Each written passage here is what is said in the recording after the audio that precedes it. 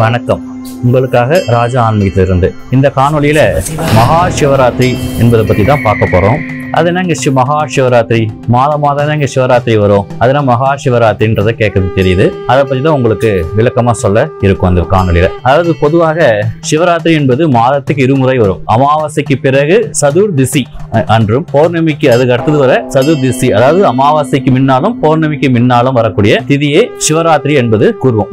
மாதம் இது இருமுறை வரும். ஆனால் இருக்கும் சிவராத்திரியிலே மிக சிறந்த சிவராத்திரி என்பது பார்த்தால் மகா சிவராத்திரி என்று சொல்லக்கூடிய சிவராத்திரி தான். அது என்ன மகா சிவராத்திரி, இது என்ன கதை அப்படின்னு சொல்லிட்டு நீங்க கேக்குறீங்க. அதுக்கு தான் இந்த விளக்கம் சொல்ல போறோம். முழுமையாக இந்த வீடியோ கேளுங்க. இந்த சிவராத்திரியுடைய பலன் உங்களுக்கு தெரிய வரும். அதை பின்பற்றி நீங்களும் விரதம் இருந்தோம் அப்படின்னா கண்டிப்பா சிவனுடைய பரிபூர்ண அருள் உங்களுக்கு கிடைக்கும். அதாவது ஒரு காலத்துல நந்தவனத்துல சிவனுடைய மனைவி ஆகிய பார்வதி தேவி நந்தவனத்துல ஓய்வு எடுத்துட்டு இருப்பாங்க.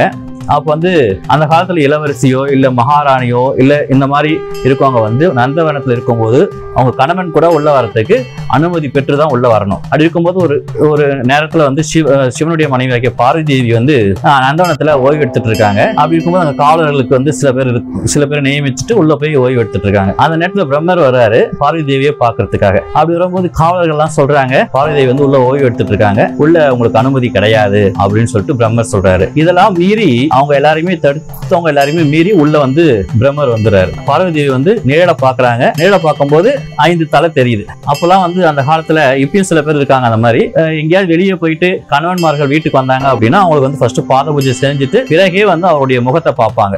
கீழே பிரம்மருடைய தலை 5 தெரியுது. ஏங்க பிரம்மருக்கு 4 முகம் தானே அப்படின்னு சொல்லி நீங்க கேக்குறீங்க. இல்ல, பிரம்மருக்கும் முதல்ல 5 முகம் தான் இருந்தது. இப்பதான் உங்களுக்கு அதை பத்தி சொல்ல போறேன். அப்படி இருக்கும்போது 5 முகம் தெரியுது, சிவனுக்கும் 5 முகம் இல்லையா? அதனால தன் கணவர் தான் வந்துட்டாருன்னு சொல்லிட்டு பார்வதி தேவி வேகமா ஓடி பாத பூஜை எல்லாம் செஞ்சுட்டு பாதத்துல விழுந்து நமஸ்காரம் செய்ததுக்கு அப்புறமா மேல நிமிர்ந்து பாக்குறாங்க. அப்பதான் தெரியுது இது என்னுடைய கணவன் கிடையாது, பிரம்மதேவர் அப்படின்னு சொல்லிட்டு. அப்போ இவ்வளவும் நான் பாத பூஜை செஞ்சு உங்களை பணியிற வரைக்கும் நீங்க அமைதியா இருந்தீங்க இல்லையா? இதுக்கு காரணம் நீங்களும் 5 தலை, உங்களுக்கும் 5 தலை இருந்ததால் தான் உங்களுக்கு இந்த கர்வம். ஆகையினால என்னுடைய கணவனாகிய சிவனிடம் முறையிடுகிறேன் அப்படின்னு சொல்லிட்டு சிவனை நோக்கி ஓடுறாங்க பார்வதி தேவி. அப்ப சிவன் கிட்ட சொல்றாங்க பார்வதி தேவி, இந்த மாதிரி பிரம்மர் வந்தாரு, 5 முகம் இருக்கிறதால நீங்க தான் நினைச்சிட்டு அவருக்கு பாத பூஜை எல்லாம் செஞ்சு நமஸ்காரம் செய்தேன். அது வரைக்கும் பிரம்மர் எதுவுமே சொல்லல. நான் பிரம்மர் தான் வந்திருக்கேன், சிவன் கிடையாது அப்படின்னு சொல்லிட்டு சொல்லல. ஆகையினால அவருக்கு 5 தலை இருக்கிறதா அவர் கர்வம் அதிகமா இருக்குது அப்படின்னு சொல்லிட்டு பார்வதி ரொம்ப கோபமா சொல்ல சிவனுக்கு இன்னும் அதிகமான கோபம் வந்துருச்சு. தன்னுடைய மனைவி இப்படி செஞ்சும் அவர் அமைதியா இருந்தாரு, இதுக்கு காரணம் அவருக்கு 5 தலை இருக்கிறதாலதான் அப்படின்னு சொல்லிட்டு வேகமா சிவனு தன் சூலாயத்தால ஒரு தலையை கொய்து எடுத்துறாரு. எடுத்ததால என்ன ஆகுது அப்படின்னா பிரம்மர் ஒரு பிராமணர் ஆகினால அந்த கபாலம் கையில எடுத்ததால தலையை தான் நம்ம கபாலம் சொல்லிட்டு சொல்லுவோம். ஆக அந்த கபாலத்தை கையில எடுத்ததால கையிலே பிடிச்சிக்குது, கீழே வேலை. சிவனுடைய கையில அந்த கபாலம் பிடிச்சிக்குது, ஆனா கீழே வேலை. அப்ப அவருக்கு என்ன ஆகுதுன்னா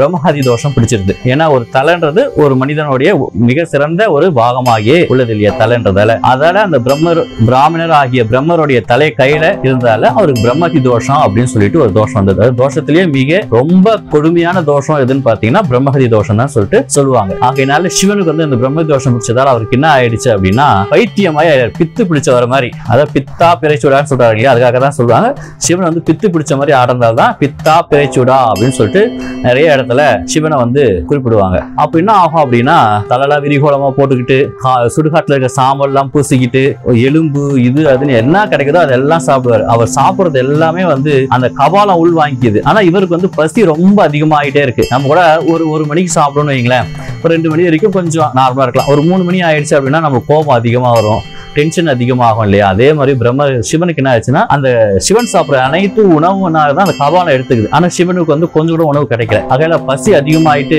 பூமிக்கு ஆகாயத்துக்கும் இங்கேக்கும் அங்கேயும் கடலுக்கும் பூமிக்கும் ரொம்ப குதிச்சுட்டே இருக்காரு. அப்பதான் பார்வதி தேவி போயிட்டு பாக்குறாங்க, என்னங்க நம்மளுடைய கணவன் இப்படி இருக்காரு, இதுக்கு என்ன வழி அப்படின்னு சொல்லிட்டு யோசனை பண்றாங்க.